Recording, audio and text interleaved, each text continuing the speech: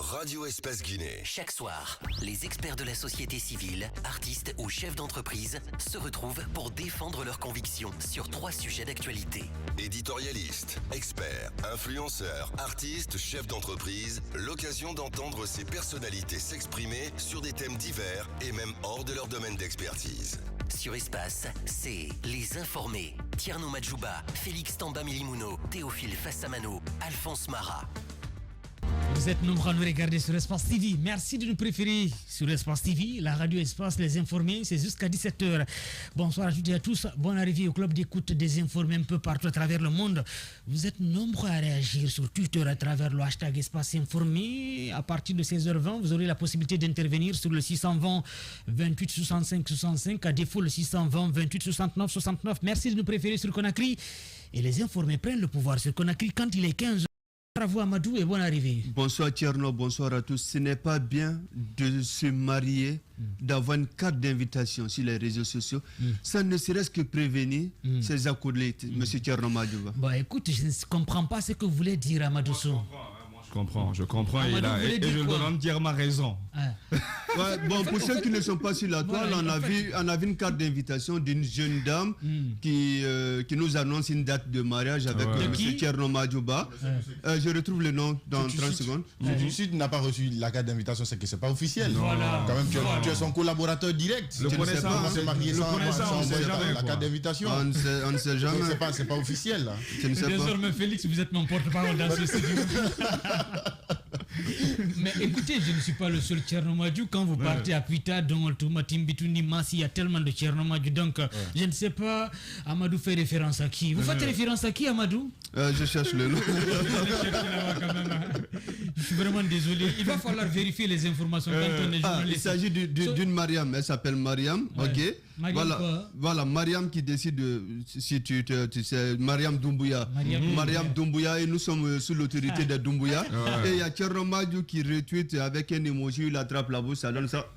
Donc qui ne dit rien consent. Heureux mariage, mon frère, mais avec Doumbouya. Qu'est-ce qu'elle a dit là-bas, Tierno Madjou? En plus, le parrain, surtout lui, je dois parler avec lui après l'émission. Lui, c'est Amadou Tierno. Amad Tidjane plutôt, Amad Tidjane Ba. Lui, c'est un binôme. Sauf que sur la carte de mariage, sur la carte de faire part, c'est écrit Tierno Madjou, journaliste à l'espace. Donc c'est pas espace, c'est ça. C'est l'espace. Non, à l'espace, elle a voulu écrire en poulard. Parce qu'en poulard, on dit, mais la fois qu'elle est à l'espace.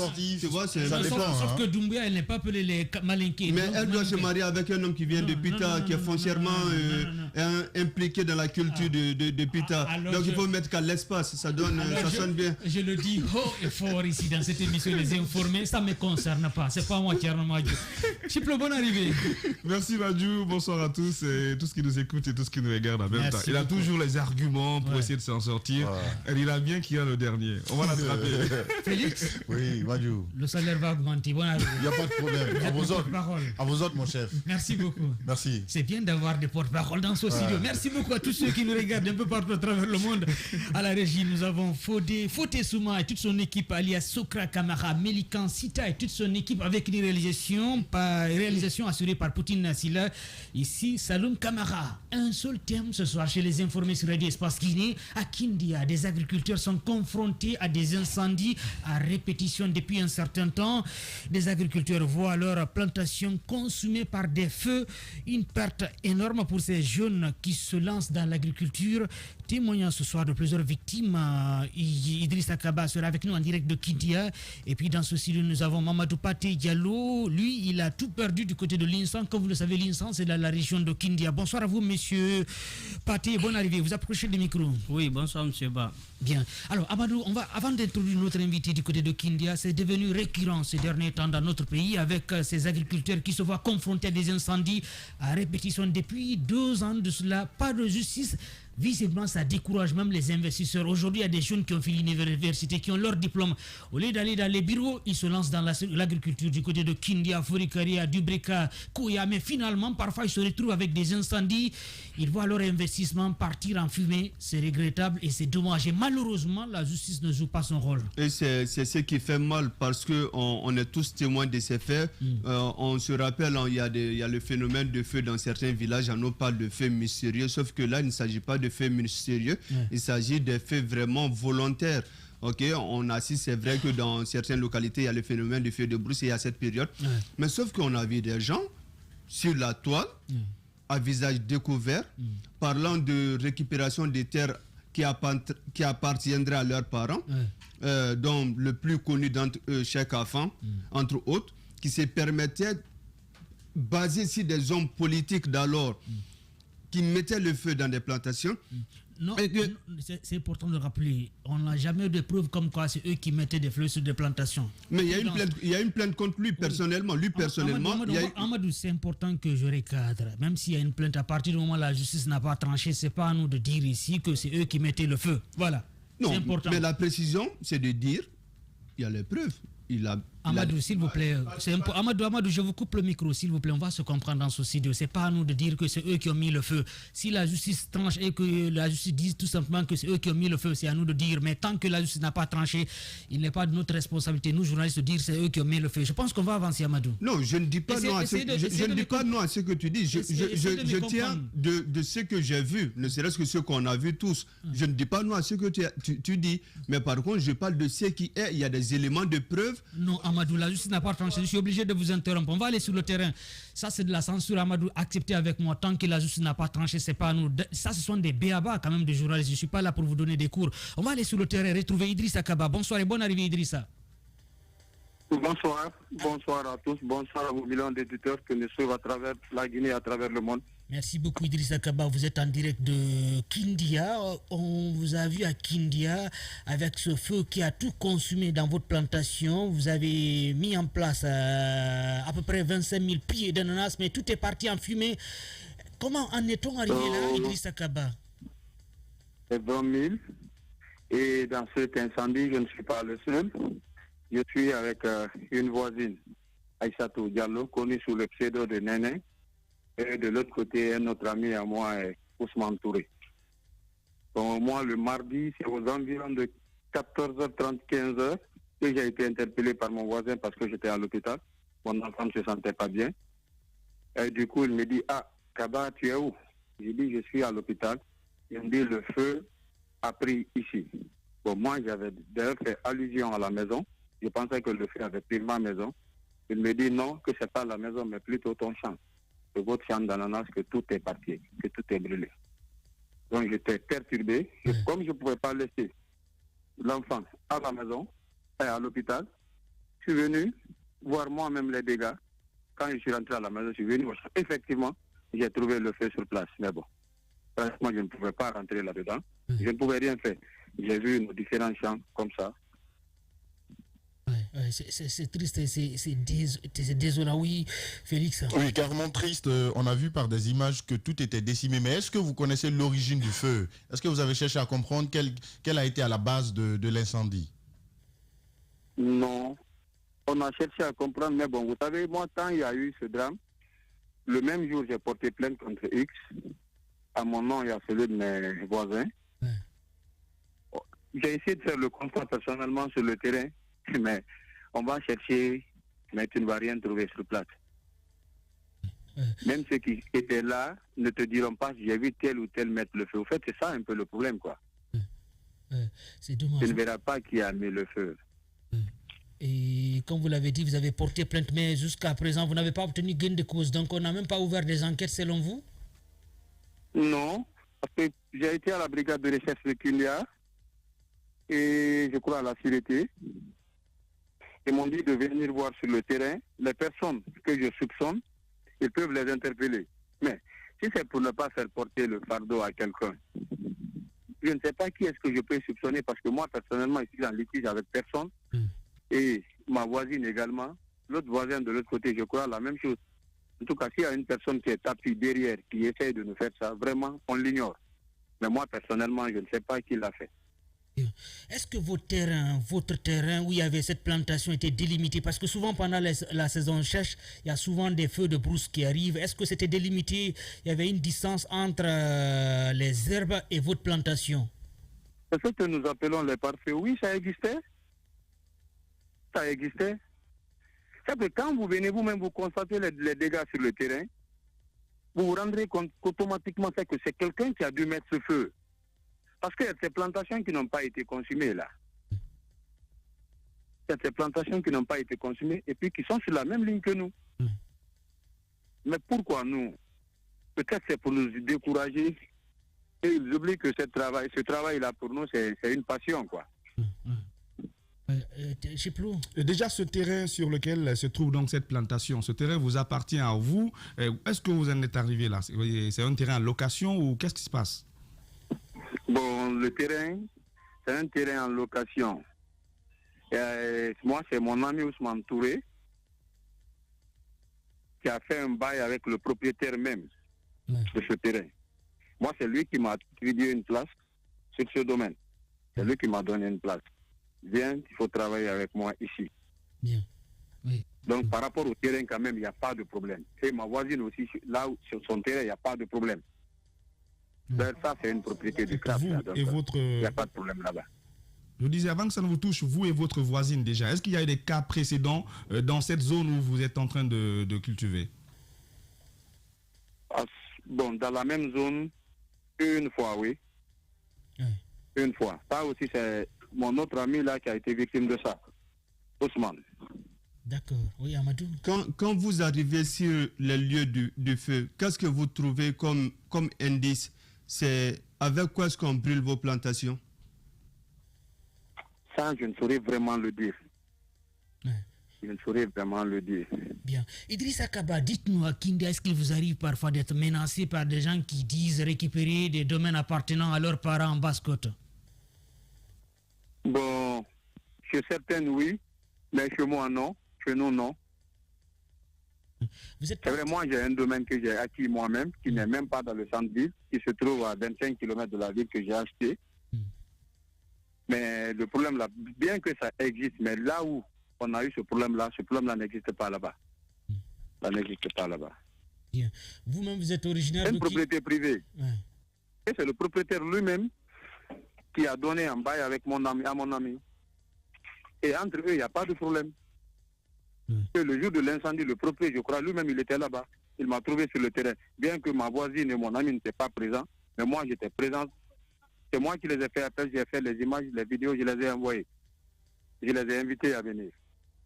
Est-ce que vous êtes originaire de Kindia ou bien vous êtes natif de Kindia? Parce que la plupart de ceux qui sont victimes de ces incendies de leur plantation sont originaires des autres régions du pays.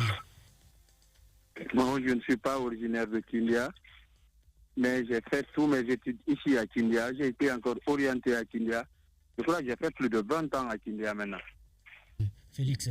Mais moi, je me sens, pour moi, je me dis que je suis guinéen, partout sur toute l'étendue du territoire guinéen, je me sens chez moi. Oui. Allez, Félix. Alors, aujourd'hui, c'est vrai que tout est décimé, mais quel est votre plan B? Est-ce que vous avez, vous prévoyez déjà faire un prêt ou reprendre votre plantation? Je n'ai pas compris la question. Quel est votre projet maintenant là, déjà que vous avez toute votre plantation qui a été décimée, quel est votre projet, votre plan B? Le plan B, c'est de faire appel aux nouvelles autorités et aux personnes de bonne volonté de nous assister, de nous venir en aide. Parce que ce que nous avons investi là, c'est sur fonds propres. Vous imaginez? Faites un investissement sur un fonds propre et vous voyez tout ça là partir comme ça, en fumée. C'est-à-dire que vous revenez encore au point de départ, quoi. À supposer qu'on avait pris tous ces montants-là à crédit, mais on allait laisser nos différentes familles ici, ou on allait chercher à s'immigrer comme ce que font les autres. Bien. Alors, dites-nous, Idriss Akaba, c'est vrai que vous parlez d'investissement. À peu près, vous avez perdu combien de millions, combien de francs guinéens d'investissement?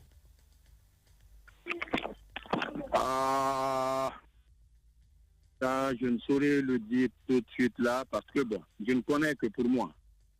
Moi, j'ai 20 000, il y a ma voisine qui a plus de 35 000 pieds.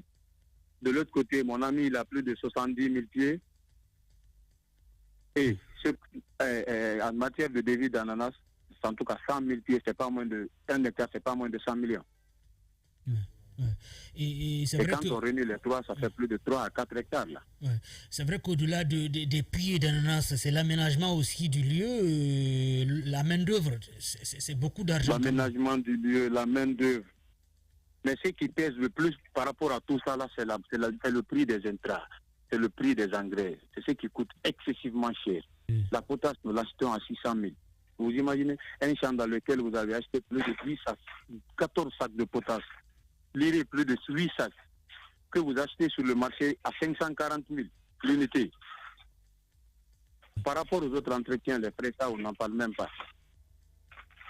C'est un L'État a quand même fait une sortie il y a un peu plus d'une semaine pour menacer de punir et de traquer les auteurs donc, de cette destruction. Est-ce que cela vous rassure? Est-ce que vous pensez que c'est suffisant pour faire en sorte que ce phénomène-là prenne fin? En fait, l'acte que l'État a pris, l'acte, il est salutaire. Il est salutaire. Mais il faudrait qu'ils essayent d'associer, c'est-à-dire la communauté à la base. Quand je parle de communauté à la base, je fais allusion aux autochtones eux-mêmes. Il faudrait qu'ils les associent, parce que tu ne peux pas vouloir traquer un voleur, laisser le voleur partir de l'autre côté, repêcher les gens pour venir trouver le voleur, pendant que ceux qui sont dans la maison ne sont pas associés. Vous allez beau faire, vous n'allez pas trouver votre voleur.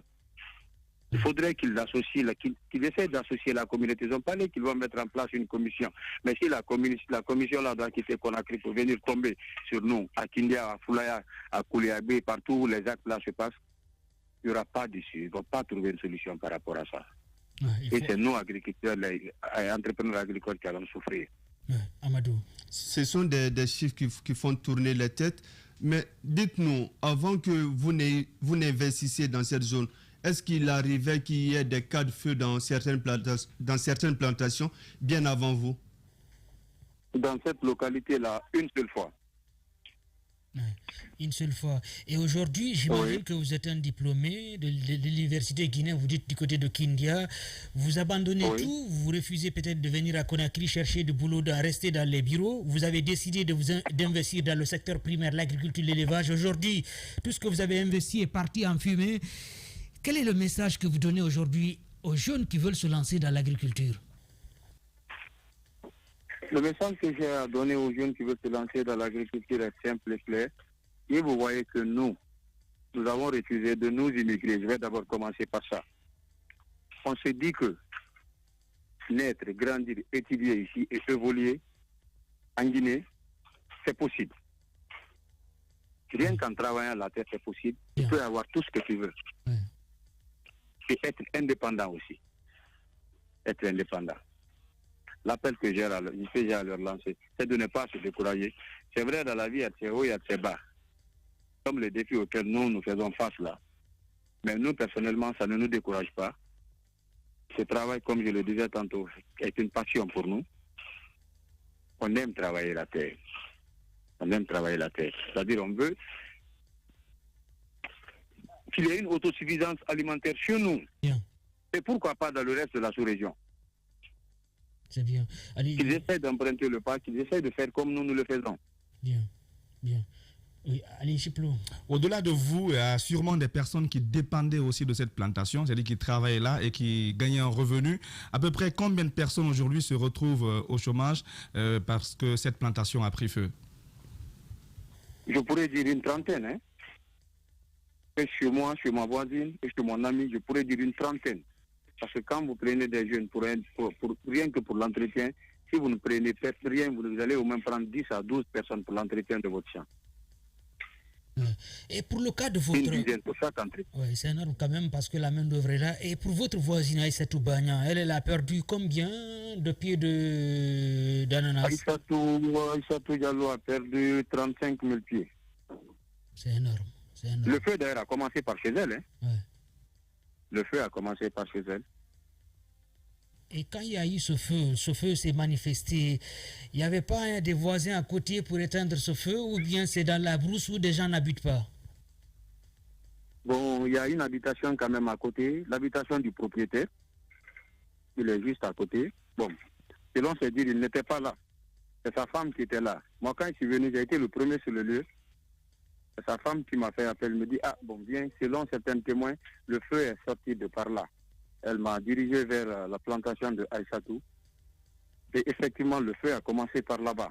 Le feu a commencé de chez Aïssatou pour venir chez moi, traverser et partir chez mon ami. Bien. Ali Amadou. Après l'incendie, ça vous prend combien de temps pour que la plantation soit à nouveau opérationnelle? Et jusqu'à présent, nous n'avons même pas trouvé. D'abord, on n'a rien. Pour le moment, nous n'avons rien. Il faut réhabiliter le terrain. Il y a tous ces paramètres-là. Pour le moment, nous n'avons rien fait sur le domaine d'abord, rien. Êtes-vous prêt à réhabiliter ce terrain, d'autant plus que vous avez été victime pour le moment, on ne vous a pas rétabli dans vos droits. Imaginons que ce soit un feu un feu criminel. Pensez-vous réhabiliter le lieu, d'autant plus que vous n'êtes pas rassuré de la sécurité de votre investissement? Nous comptons quand même le réhabiliter.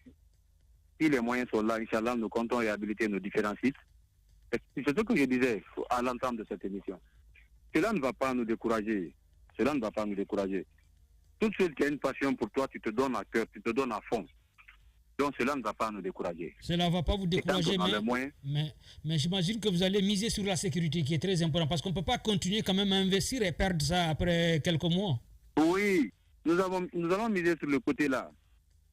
Nous allons beaucoup miser sur le côté-là. Bien, oui, Félix. Oui, qu'est-ce que l'autorité locale a dit par rapport à votre cas? Bon, ils sont venus, ils ont fait le constat. Ce jour-là, personnellement, moi, je n'étais pas là. Et ma voisine, Aïssatou aussi, n'était pas là. Et mon autre collègue, là, Ousmane, qui était sur les lieux, moi, qui m'a fait un peu le briefing par rapport à ça. Mais les autorités, quand même, étaient venues, les gens de la fédération, ils étaient venus faire le constat. Je crois qu'ils ont même eu une plateforme en ligne, là, sur laquelle on devrait recenser les différents dégâts et puis les envoyer. Ça a pris fin le dimanche passé. Bien. On a eu quand même à remplir ces différents formulaires. Bien. C'est vrai qu'à Kindia, les agriculteurs sont confrontés à des incendies à répétition depuis un certain temps. L'une des victimes est Idrissa Kaba qui est avec nous en direct de Kindia. Chiplo. Tout à l'heure, parlant de l'État, vous avez dit que les mesures sont bonnes et que pour que ça porte, il faut qu'ils se transportent sur le terrain et rencontrer les autochtones. À vous entendre, c'est comme si les personnes qui seraient donc auteurs de cela sont parmi les autochtones là-bas. Selon vous, qu'est-ce qui expliquerait cela si ces personnes font partie de ces autochtones-là? Et qu'est-ce qu'il faut faire vraiment pour essayer de cultiver cette confiance-là avec eux sur le terrain, vu que c'est chez eux après tout? Bon, vous savez, quand vous faites un déplacement, par exemple, vous partez dans un domaine qui n'est pas de la ville. Forcément, vous allez trouver des gens sur place. Vous aurez besoin de leur main-d'œuvre. Mais, qu'est-ce qui fait un peu le problème? Ils se disent que nous qui laissons tout là pour venir travailler la terre, ils se disent que nous avons tout. Et tel n'est pas le cas. Moi, je ne peux pas, ou nous ne pouvons pas payer une main-d'œuvre à 20 000 pendant qu'on peut trouver quelqu'un qui peut nous faire à 5 000. C'est qu'au fait, on ne peut pas accepter qu'on soit extorqué pendant qu'on a d'autres moyens pour mettre fin à cela.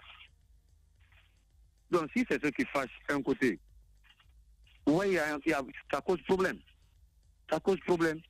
C'est soit qu'ils ne mettent pas le feu, quand ta plante arrive à maturité, tu te rends compte qu'ils ont volé la moitié de ton champ. Juste pour te décourager. Et tu ne verras jamais ton voleur. C'est évident, oui, Amadou. Et le vol de plusieurs rendements, ça ne se fait pas en quelques minutes, ça demande assez de temps. Et vous parlez de la fête hier, c'est quoi la collaboration? Est-ce que vous travaillez en commun accord pour que ceci n'arrive plus jamais? C'est ce qu'on va essayer de mettre sur place à partir de maintenant là. Bien. Ça, c'est Dieu quand même qui sait, je ne saurais le dire, c'est Dieu qui sait si ça va arriver, parce que la personne qui est quand même de mauvaise foi restera toujours comme ça. Nous prions quand même que si c'est une personne qui l'a fait, qu'il change. Nous le prions. Ou s'il ne change pas, que Dieu l'éloigne. Et que la justice également mène des enquêtes. Au lieu de se remettre tout sur Dieu, la justice peut mener des enquêtes, parce que ce n'est pas une première fois quand même qu'on incendie des plantations. Oui, vous pouvez porter plainte. Ouais. C'est ce que je dis, vous pouvez porter plainte, même au niveau de la justice. Ils vont vous dire qu'ils sont en train de mener des enquêtes, c'est vrai. Bon, c'est ce qu'ils disent. Mais à chaque fois, c'est toi qui vas débourser de l'argent. À chaque fois, c'est toi qui vas débourser. Toi qui es victime, tu continues encore à débourser de l'argent. Finalement, tu n'auras rien à donner à ta famille. De vouloir continuer que là-dessus perpétuellement, tu préfères t'asseoir et prendre Dieu. Nous sommes croyants pour ça quand même. Bien. Idrissa, en tout cas, merci beaucoup et courage à vous. Oui, Amadou, peut-être une dernière question avant de vous laisser. J'aimerais savoir la période des incendies, si ça correspondait à une période politiquement instable en Guinée. Ça s'est passé le 8 de ce mois. Ça s'est passé le 8 février. C'est-à-dire le mardi passé là. Une semaine, juste jour pour jour. Une semaine, oui. Courage à vous, Idrissa Kaba, courage. Que justice soit rendue. C'est aussi simple que ça. Que les autorités mènent des enquêtes. Il faut punir ceux qui sont derrière ces incendies, parce que c'est pas une première quand même dans la région de Kindia. Courage à vous. C'est pas une première. Merci vraiment. C'est moi qui vous remercie. Vous avez tout notre soutien. Merci. Idrissa Kaba, en direct de Kindia, l'une des victimes de ces incendies des plantations à répétition depuis un certain temps dans la région de Kindia. Il était avec nous en direct de Kindia. Les agriculteurs qui voient leurs plantations consumées par des feux, une perte énorme pour ces jeunes qui se lancent dans l'agriculture. Vous imaginez des jeunes qui finissent les études, oui, à Sonfonia, à Gamal, à Farana, à Kankan, à Zérikouri, mais qui se lancent dans l'agriculture. Comme vous le savez, c'est pas la bauxite qui va développer la Guinée. Pour développer la Guinée, il faut le secteur primaire. Oui, l'agriculture, l'élevage. Ils se lancent dans l'agriculture. Ces derniers temps, nous voyons beaucoup de jeunes qui se lancent dans l'agriculture. Mais c'est déplorable, c'est choquant, c'est écœurant de voir des plantations partir en fumée suite à des gens qui seraient derrière, parce que, sincèrement, ce sont des gens qui sont souvent menacés. Félix Milimono. Ce sont des gens qui sont souvent menacés, mais il faut le dire, il faut revenir là-dessus.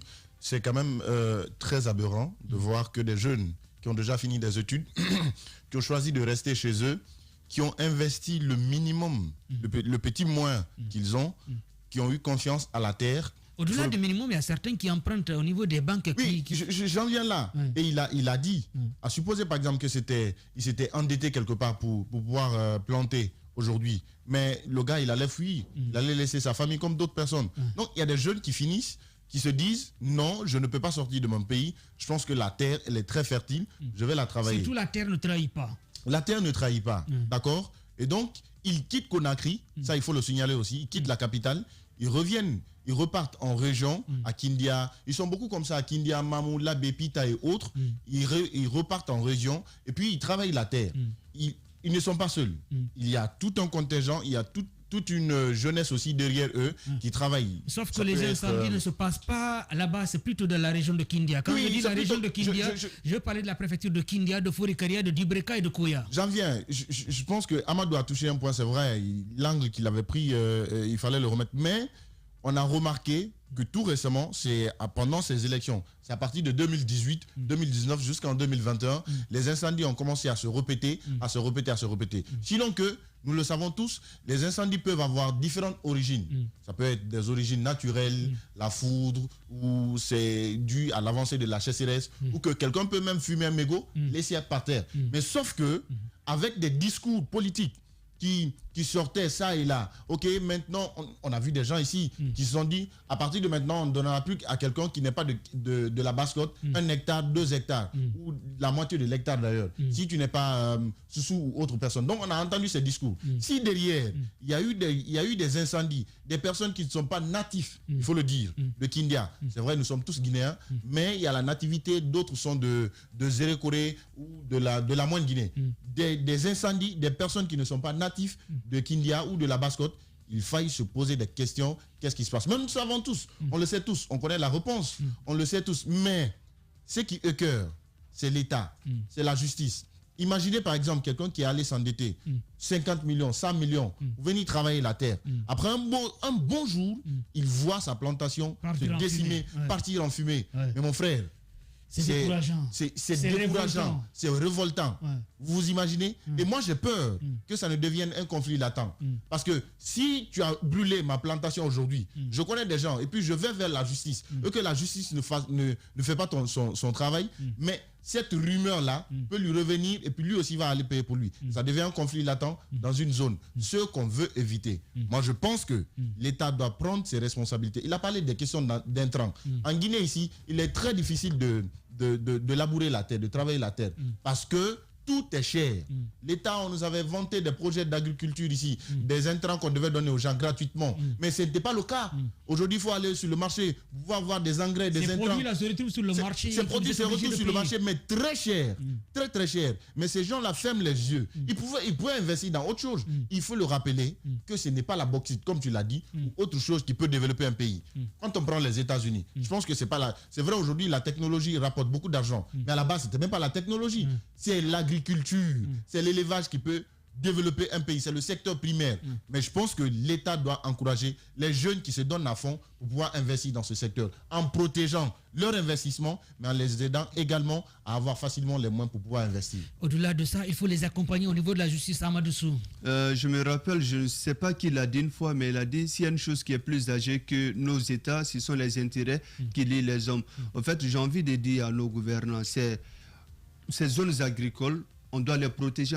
On parlait de la problématique de la production, du déplacement parce qu'on n'a pas de route, mais surtout de la sécurisation. En fait, on est dans un pays où on dit que le taux de chômage est élevé, mais on a beaucoup de secteurs qui peuvent créer de l'emploi. Il y a ceux qui se lancent dans l'agriculture qui n'obtiennent pas le financement.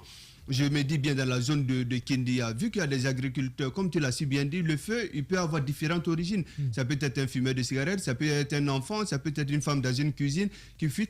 Mais on doit avoir un mécanisme des sapeurs-pompiers, ce n'est pas fou, pour éteindre ces feux-là. Et puis, mais quand tu entends, ne serait-ce que ces deux personnes, la dame et M. Kaba, par rapport au nombre de pieds d'ananas qu'ils ont, ça peut... On parle de 30 000 et de 25 000. Ça peut alimenter toute une ville, si je ne me trompe, pendant quelques semaines. Toute une ville. J'imagine. Ça fait de l'emploi pour les jeunes également. Énormément. Au fait, je pense qu'on a un problème. Toutes nos solutions ne viendront pas d'ailleurs. Tout doit venir d'ici d'abord.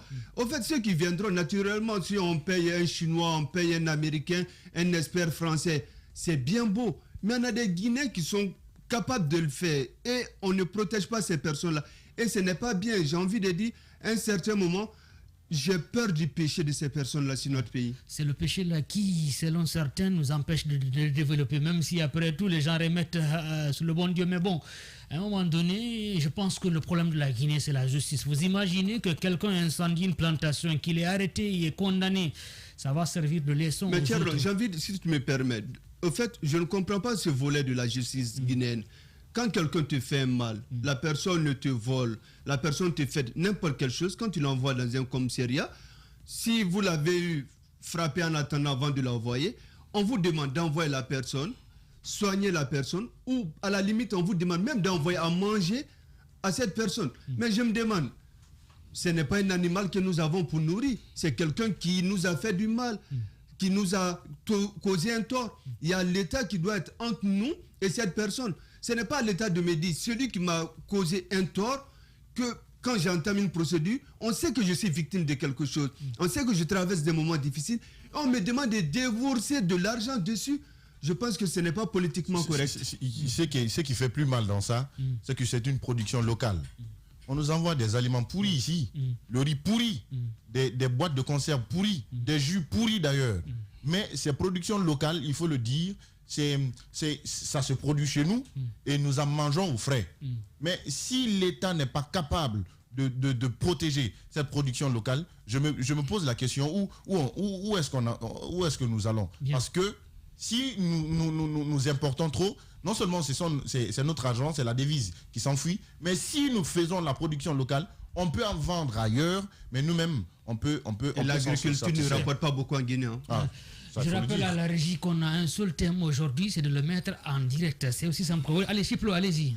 Mais déjà, on nous a toujours dit ici, consommons ce que nous produisons. On nous a parlé d'atteinte de l'autosuffisance alimentaire et tout. C'est vrai qu'il n'y a pas de grosse industrie dans ce sens ici, mais des jeunes qui se lèvent de par eux-mêmes, trouver les moyens qu'ils ont, sinon prendre des prêts dans les différentes banques pour essayer de se lancer dans l'agriculture, et qu'après, ça se passe comme ça. Moi, je pense que c'est vraiment décevant. Et c'est même écœurant de voir ce qui se passe et tout. Un jeune qui met des millions dans une activité comme ça, il fournit de l'énergie, il essaie d'assurer un certain nombre de personnes et après, qu'ils retrouvent tous là, brûlés comme ça ensemble, moi je pense que c'est un véritable problème. C'est vrai que déjà, c'est une bonne chose que l'État s'exprime dessus, parce que là, ça démontre au moins que l'État sait ce qui se passe et qu'ils veulent peut-être changer la donne et tout. Et moi, comme il a dit, il faut aller encore plus loin pour essayer vraiment de traquer ces gens-là et surtout de les punir, qu'on sache que telle personne qui a incendié telle plantation, voici le sort qui lui a été réservé. Ça va un peu dissuader les autres donc de se comporter comme ça. Parce qu'à l'écouter, c'est comme pour dire que les auteurs seraient parmi les autochtones, parce que c'est pas quand même ceux qui quittent Conakry, qui partent eux incendier leur plantation. Donc là où le problème se trouve, c'est un peu cette façon de rémunérer et tout. Mais il a dit, toi qui es parti investir pour avoir un revenu après, s'il trouve une main d'œuvre ici, par exemple un autochtone te propose 20 000 francs et qu'une autre personne te propose 5 000 francs pour le même travail, c'est quoi? Tu es un entrepreneur. Tu vas prendre la personne qui te propose moins et qui te fournit le même boulot. Après, c'est vrai qu'il faut mettre après en place des politiques pour essayer vraiment de faire en sorte que cet autochtone-là, ces personnes qui vivent là-bas, puissent vraiment se sentir concernées aussi de la chose. Mais ce n'est pas une raison de passer par des manœuvres pour incendier leur plantation, sinon à défaut, voler ce qu'ils cultivent. C'est un peu partout. Par exemple, moi, je suis de là-bas. Il y a beaucoup de jeunes qui sont de là-bas. Je t'assure qu'ils ne viennent même pas à Conakry. Quand ils viennent, c'est pour faire leur business et repartir. Ils ont de l'agriculture là-bas. Ils prospèrent dans ça. Non, il n'y a pas d'incendie là-bas. C'est juste pour dire que certains jeunes peuvent s'épanouir dans l'agriculture. À l'intérieur. Donc, si ces jeunes-là ont décidé de le faire à Kindia, ils doivent le faire partout où ils veulent. Que ce soit à Zéré, que ce soit au Fouta, partout où ils veulent investir, qu'ils investissent, qu'ils respectent les normes et bien sûr qu'ils sentent en sécurité. C'est vraiment écœurant de voir cela, qu'on se dise que si on est sur tel territoire, on n'est pas en sécurité ou même partir tel va peut-être. Donc là, c'est à l'État de jouer son rôle et de protéger ces investisseurs-là pour que ça puisse prospérer. J'ai envie de dire dans ce pays, ce sont les citoyens qui sont braves. L'État ne joue pleinement pas son rôle dans ce pays. C'est ça aussi le problème. Sinon, c'est la responsabilité de l'État quand même de sécuriser ses citoyens, oui. Mais malheureusement, cet État, c'est pas son affaire. Quand il s'agit de la politique, manger l'argent, oui, se servir, cet État est prêt à bouger. Mais quand il s'agit de défendre des citoyens qui se lancent dans l'agriculture, cet État ne fait absolument rien. Sinon, qu'est-ce qui empêche à l'État de mener des enquêtes, de poursuivre les auteurs qui sont derrière ces incendies? Mais malheureusement, une fois de plus encore, ce sont les populations qui payent les frais. Et c'est dommage. À la régie Foté Souma, alias Sokrakama, Mélican Sita, on va s'intéresser au second invité, toujours sur le même thème. D'ailleurs, à la régie, je ne sais pas s'ils ont un problème technique, sinon c'est le même thème qu'on ne voit pas en bas de l'écran. C'est important qu'ils soient au courant de ça. Allez, Mamadou Paté, bonsoir et bonne arrivée. Oui, bonsoir, monsieur Ba. Bien, vous approchez du micro, c'est très important. Vous êtes une victime également de ces incendies de la région de Kindia, sauf que vous êtes de l'Insan. Et je rappelle que l'Insan, c'est dans la préfecture de Kindia. Vous aussi, il y a 2 semaines de cela, vous avez tout perdu. Qu'est-ce que vous avez perdu, vous, personnellement? Parce qu'on parle avec Idrissa Kaba concernant des pieds d'ananas. Vous avez perdu quel produit? Bon, moi, j'ai perdu des anacadiers, des orangiers et des citrons. Oui. Bien. Racontez-nous, comment en est-on arrivé là? Bon, c'est le lundi 31 janvier qu'on m'a appelé à 14h. Voilà, pour me dire que ma plantation a pris feu le dimanche à 13h. L'individu qui l'a fait a mis le feu à 13h. Et vous savez, le dimanche à l'Insan, c'est le marché hebdomadaire. Et tout le monde était parti au marché. Nous, c'est le lundi qu'on s'est rendu compte, qu'on nous a signalé qu'il y a eu l'incendie, comment on appelle, dans la plantation, où nous avons presque tout perdu. Oui. Bien. Allez, Félix. Comme M. Kaba, est-ce que vous vous êtes intéressé à l'origine de l'incendie? Est-ce que vous avez posé des questions? Comment est-ce que le feu a pu atteindre votre plantation? Oui, pour un rappel, parce que dès que j'ai entendu ça, j'ai appris ça, je suis parti à l'incendie directement. Et je me suis vu avec les autorités locales. Ils ont mis un agent des eaux et forêts à ma disposition. Nous sommes descendus ensemble, faire le constat avec lui.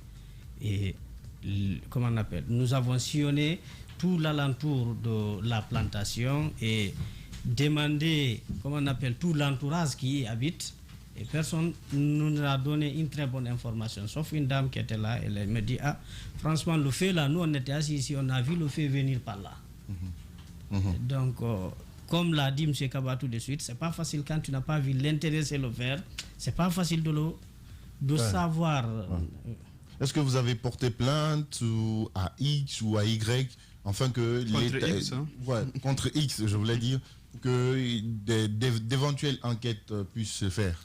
Oui, quand nous sommes descendus avec l'agent, lui, il avait vu des personnes, comment on appelle, à cibler, c'est-à-dire l'alentour, où il a vu, il a eu, comment on appelle, selon lui, il a eu la possibilité de porter plainte contre, comment on appelle, de convoquer, pas porter plainte, de convoquer 9 personnes.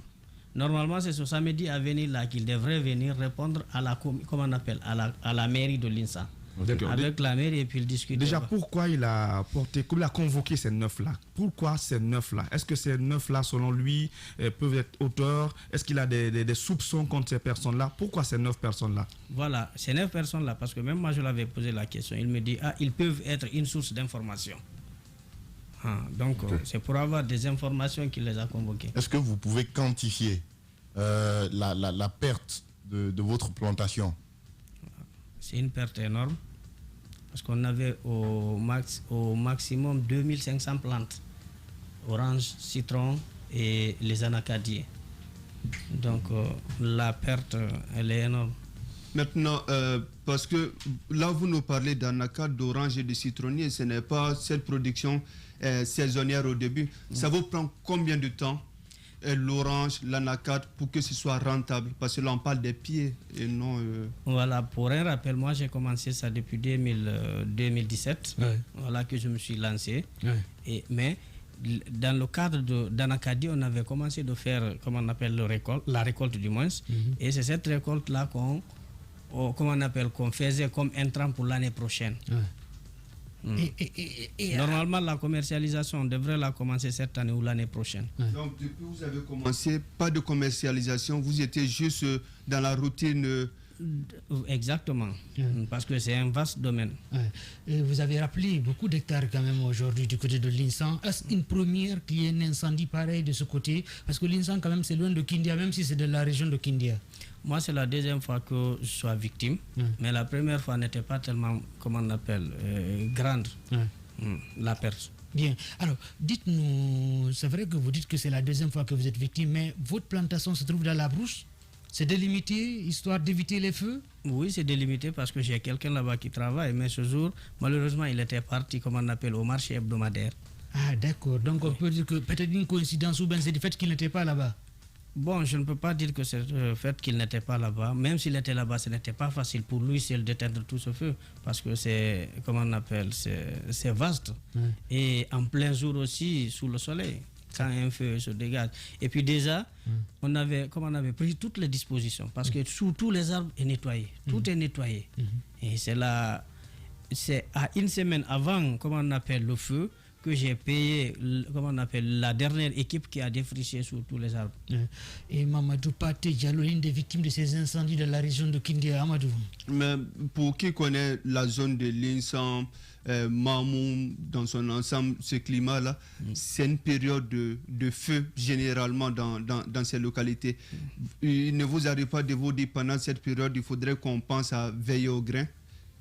Si nous le faisons, c'est pourquoi nous avons, comment on appelle, des personnes à l'alentour.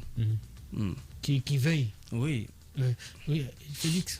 Est-ce que vous êtes dans une activité soit politique ou associative qui pourrait par exemple nuire à votre business? Non, je ne suis dans aucune... Les gens peuvent par exemple s'en prendre à vous. Voilà, moi je ne suis dans aucune activité politique.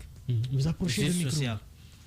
Allez, Chiplo. Oui, vous l'avez dit que c'est pas la première fois que ça vous arrive, vous, personnellement, même si la première fois, c'était pas une très grande quantité comme celle récemment là. Dites-nous, la première fois, qu'est-ce qui s'était passé et surtout, est-ce que vous avez compris ce qui s'est passé? Est-ce que des personnes ont été arrêtées d'abord la première fois, pas maintenant? Bon, des personnes n'avaient pas aussi été arrêtées. Et juste, on a été venu encore expliquer cela au maire, à l'autorité locale, la situation qui s'est passée. Il a convoqué des personnes qui y habitaient, surtout les éleveurs, parce que en ce moment, les gens, amenaient l'idée vers, ce groupe-là. Il les a convoqués et depuis lors, donc on n'avait plus, revu les mêmes situations.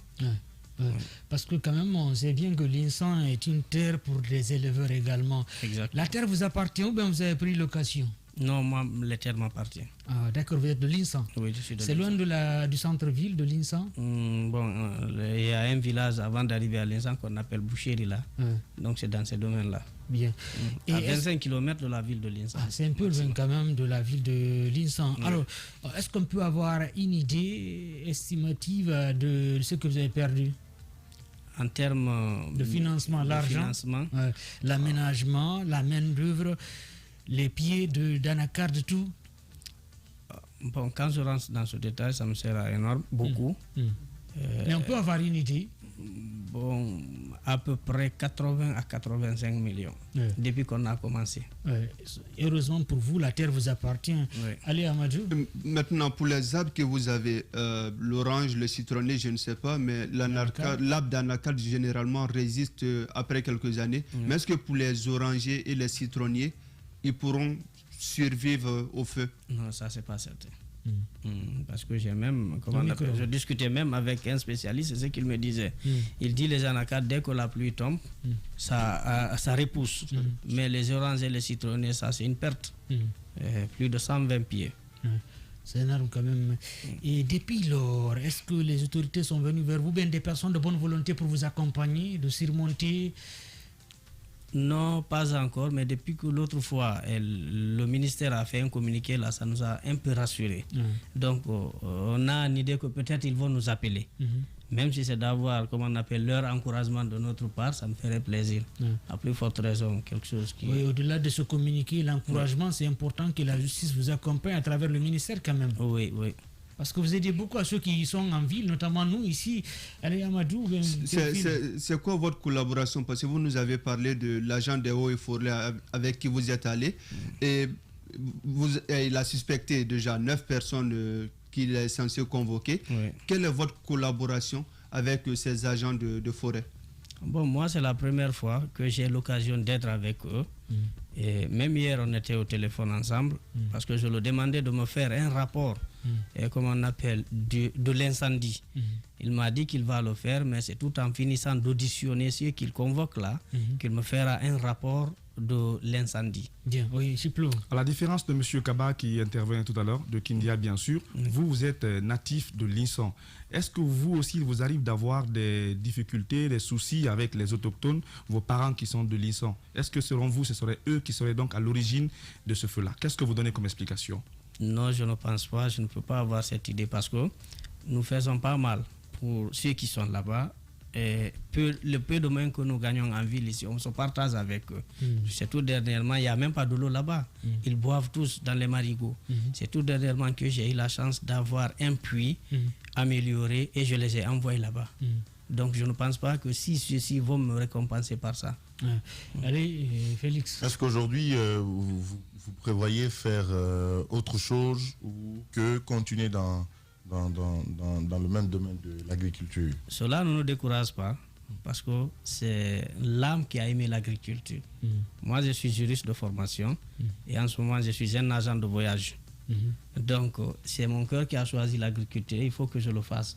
Et la mauvaise intention d'une personne ne peut pas nous décourager. Il faut qu'on se batte. C'est pour notre nation. Ouais, il faut vous battre, mais après tout, il faut que l'État vous accompagne également pour la sécurité. Exactement. Donc, c'est là que nous viendrons pour appeler l'État et de nous accompagner. Parce que je vais vous raconter une petite histoire. En 2017, quand j'ai voulu me lancer dans ça, il y a quelqu'un qui m'a proposé de partir au ministère de l'Agriculture, demander s'il y a des aides pour les agriculteurs. Je suis allé. Qu'est-ce que le monsieur de l'agriculture, du ministère me dit? Il dit, tu as un titre foncier. C'est que le document qu'il m'a demandé, c'est que ça ne m'encourageait même pas de me lancer dans l'agriculture. Parce que je ne pouvais absolument rien de ce qu'il m'a demandé. C'est en ce moment que je me suis dit, Pathé, va te débrouiller avec le peu que tu as. Peut-être Dieu t'aidera. Dieu t'aidera peut-être. On va marquer une pause, le temps pour nos obligations commerciales. On revient juste après. Comme vous le voyez en bas de votre écran, aujourd'hui, les agriculteurs sont confrontés à des incendies dans la région de Kindia. Je vais parler de Koya, Dubrika, Forikaria. Il va falloir que l'État les accompagne. Comme vous le savez, ces derniers temps, beaucoup de jeunes se lancent dans l'agriculture, mais malheureusement, leurs plantations sont souvent consumées par des feux. On marque une pause, on revient juste après sur Radio Espace, chez les informés, sur Espace TV. Radio Espace Guinée. Chaque soir, les experts de la société civile, artistes ou chefs d'entreprise se retrouvent pour défendre leurs convictions sur 3 sujets d'actualité. Éditorialistes, experts, influenceurs, artistes, chefs d'entreprise, l'occasion d'entendre ces personnalités s'exprimer sur des thèmes divers et même hors de leur domaine d'expertise. Sur Espace, c'est Les Informés. Tierno Madjouba, Félix Tamba Milimuno, Théophile Fassamano, Alphonse Marat.